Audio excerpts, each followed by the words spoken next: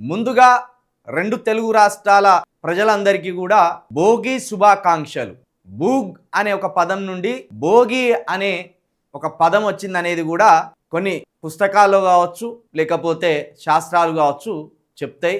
బూగ్ అనేది సంస్కృత పదం. ఆ సంస్కృత పదం నుండి భోగి అనేది వచ్చింది.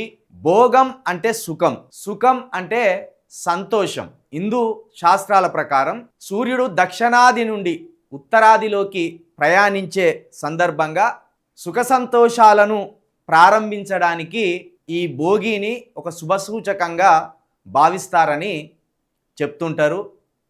కాబట్టి భూగ్ అనే ఒక సంస్కృత పదం నుండి భోగి వచ్చింది. భోగం అంటే సుఖం, సుఖాన్ని, సుఖ సంతోషాలను, ఆనందాలను ఈ ప్రకృతితోటి మమేకమై ప్రకృతి ఇచ్చిన ఫలాలను కావచ్చు, ప్రకృతి ఇచ్చిన సంపదను కావచ్చు ఆనంద రూపంలో, వాళ్ళ సంతోషాల రూపంలో తెలియపరచడానికి ఈ పండుగను జరుపుకుంటారు. అదేవిధంగా ఈరోజు ఏదైనా పాత వస్తువులు ఉంటే తీసుకుపోయి కాల్చేసి శుభ్రంగా ఇంటిని చేసుకొని సంతోషంగా కుటుంబం జరుపుకుంటుంది.